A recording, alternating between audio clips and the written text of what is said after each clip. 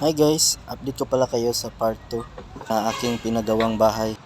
Dumating na po guys yung in-order natin na metal cladding. So ito na po yun guys, yung metal cladding na ating in-order.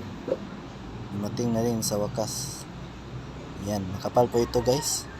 Standard po ito guys. Yan, sobrang kapal nito. Color gray po ito ang kulay natin pinili guys. Yan, na simulan na po ng ating mga panday ng pagkabit ng ating metal cladding sa ating dingding. Yan na po guys. Tingnan natin guys yung kulay dito sa labas. Yan po yung view ng ating bahay guys.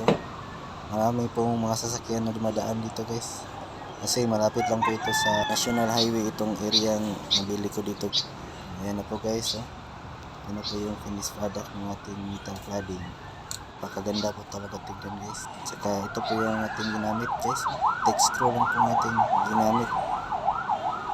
Nasa sa inyo na po yan guys kung ano na gamitin nyo. Sa akin, texture po ang aking ginagamit guys, na 2.5 inches ang taas.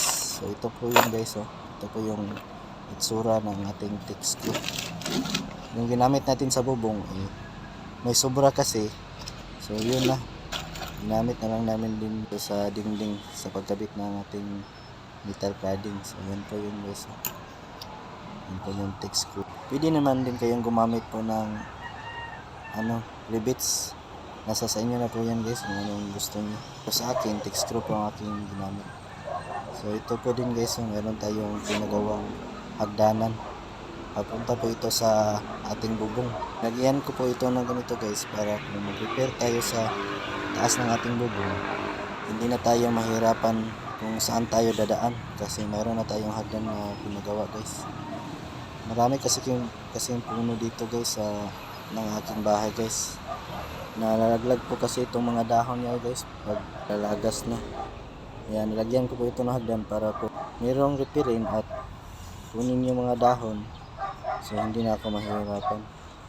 Ito po napili kong pang tap guys, metal cladding, kasi kita nyo naman guys yung ating mga kapitbahay dito guys, puro kahoy. In case may sunog dito, hindi masyadong madamage ang ating bahay kasi metal cladding ating ginamit. Po ang advantage pag metal cladding po ang ating ginamit guys, para iwas din sa sunog. So that's all guys, thank you for watching. See you for the next video. Bye bye.